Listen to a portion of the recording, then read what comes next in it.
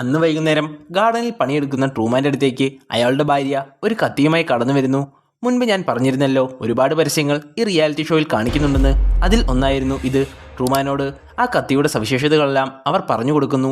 എന്നാൽ ട്രൂമാന് ഇതിനെപ്പറ്റി അറിയാത്തതുകൊണ്ട് തന്നെ അവരെ ഒഴിവാക്കി വിടുന്നു. അന്ന് രാത്രി തൻ്റെ വിഷമങ്ങളെല്ലാം ട്രൂമാൻ ഒരു ഫ്രണ്ടിനോട് പങ്കുവയ്ക്കുന്നു. തനിക്ക് ഫിജി ഐലൻഡിലേക്ക് പോകണമെന്നും ലോകം എക്സ്പ്ലോർ ചെയ്യണമെന്നും ട്രൂമാൻ പറയുന്നു. എന്നാൽ റിയാലിറ്റി ഷോയുടെ ഭാഗമായ സുഹൃത്ത് ട്രൂമാനെ പിന്തിരിപ്പിക്കുന്നു. അയാൾക്കിവിടെ നല്ല ജോലിയുണ്ടെന്നും വെറുതെ എന്തിനാണ് ഇത്ര റിസ്ക് എടുത്ത് അങ്ങോട്ടേക്ക് പോകുന്നതെന്നും അയാൾ ചോദിക്കുന്നു. കുറച്ച് സമയത്തിന് ശേഷം തന്നെ ആരും മനസ്സിലാക്കുന്നില്ലല്ലോ എന്നോർത്ത് ബീച്ചിൽ വിഷമിച്ചിരിക്കുന്നു ട്രൂമാൻ. ഈ സമയം പഴയ കാര്യങ്ങളെല്ലാം അയാൾ ആലോചിക്കുന്നു. ട്രൂമാൻ്റെ ചെറുപ്പത്തിൽ അയാൾക്ക് വെള്ളത്തിൽ കളിക്കാനും സവാരി ചെയ്യാനുമൊക്കെ വളരെയധികം ഇഷ്ടമായിരുന്നു. എന്നാൽ ഒരിക്കൽ അച്ഛനോടൊപ്പം കടലിൽ കളിച്ചുകൊണ്ടിരുന്ന ട്രൂമാന് നേരെ വലിയ തിരമാലകൾ ഉണ്ടാകുന്നു. അവർ സഞ്ചരിച്ച ബോട്ടിന്റെ നിയന്ത്രണം വിട്ട് മറിയുകയും ചെയ്യുന്നു. അങ്ങനെയാണ് ട്രൂമാന്റെ അച്ഛൻ വെള്ളത്തിൽ വീണ് മരണപ്പെടുന്നത്. ഈ ഒരു ഷോക്ക് കാരണമാണ് ട്രൂമാന് വെള്ളത്തിനോട് ഭയങ്കര ഭയം. എന്നാൽ അച്ഛൻ്റെ മരണം ഒരു വ്യാജ മരണമായിരുന്നു. അധികാരികൾ പ്ലാൻ ചെയ്തുണ്ടാക്കിയ ഒരു മരണമായിരുന്നു അത്. കടലിലൂടെ മാത്രമേ ട്രൂമാന് പുറത്തു കടക്കാൻ സാധിക്കൂ. അത് തടയാൻ വേണ്ടിയാണ് അവർ ഇങ്ങനെ ചെയ്തത്. ഇങ്ങനെ ഒരു മരണവാർത്ത ഉണ്ടാക്കിയാൽ ട്രൂമാൻ ഭയപ്പെടുമെന്ന് അവർക്കറിയാമായിരുന്നു. ട്രൂമാനെ ഐലൻഡിൽ നിന്ന് പുറത്തുവിടാതെ അയാളുടെ ജനനം മുതൽ മരണം വരെ സ്ട്രീം ചെയ്യാനായിരുന്നു അവരുടെ പദ്ധതി.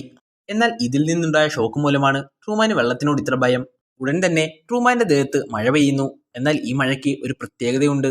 എന്തെന്ന് വെച്ചാൽ ട്രൂമാന്റെ ദേഹത്ത് മാത്രമേ മഴ പെയ്യുന്നുള്ളൂ. അതായത് ചുറ്റുപാടൊന്നും നനയുന്നുമില്ല. ട്രൂമാൻ നടന്നു നീങ്ങിയാൽ ട്രൂമാന്റെ കൂടെ മഴയും പോകുന്നു. സ്റ്റുഡിയോയിലെ ഒരു ടെക്നിക്കൽ എറർ കാരണമാണ് മഴ ഇങ്ങനെ ഉണ്ടായത്. എന്നാൽ പെട്ടെന്ന് തന്നെ അധികാരികൾ അത് ശരിയാക്കി ചുറ്റുപാടും മഴ പെയ്യിപ്പിക്കുന്നു. എന്നാൽ ഇത് ട്രൂമാനിൽ ഒരു സംശയമുണ്ടാക്കി. എന്തെന്ന് വെച്ചാൽ ചുറ്റുപാടൊന്നും എന്തുകൊണ്ടാണ് മഴ പെയ്യാത്തതെന്ന് അയാൾ ചിന്തിക്കുന്നു. അതിനുശേഷം വീട്ടിലെത്തി അയാൾ ഭാര്യയോട് തനിക്ക് ചുറ്റും നടക്കുന്നതിൽ എന്തൊക്കെയോ അസ്വാഭാവികതയുണ്ടെന്ന് പറയുന്നു.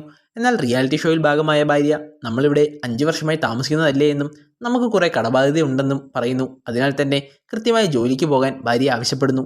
എന്നാൽ അവളുടെ മറുപടിയിലും ട്രൂമാൻ സംതൃപ്തനായിരുന്നില്ല. പിറ്റേന്ന് മുതൽ വീണ്ടും പഴയ പോലെ തന്നെ കാര്യങ്ങൾ പോകുന്നു. പത്രക്കടയിൽ നിന്ന് പത്രവും മാഗസീനും വാങ്ങി ഓഫീസിലേക്ക് ട്രൂമാൻ പോകുന്നു. എന്നാൽ വഴിയിൽ വെച്ച് അസ്വാഭാവികമായി ഒരാളെ കാണുന്നു ട്രൂമാൻ. തിരിഞ്ഞു നോക്കിയപ്പോൾ അത് മരിച്ചുപോയ അയാളുടെ അച്ഛനായിരുന്നു. അച്ഛൻ്റെ അടുത്തേക്ക് എത്തിയ ട്രൂമാന് സംസാരിക്കാൻ സാധിക്കുന്നില്ല.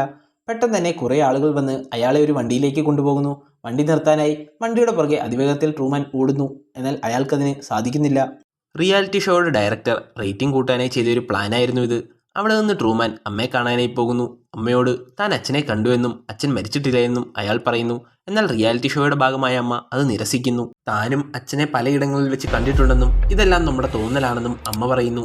ട്രൂമാന് പണ്ടത്തെ ഷോക്ക് മൂലമാണ് ഇങ്ങനെയൊക്കെ തോന്നുന്നതെന്ന് അമ്മ കൂട്ടിച്ചേർത്തു. എന്നാൽ ട്രൂമാന് സംശയങ്ങൾ വീണ്ടും കൂടുന്നു.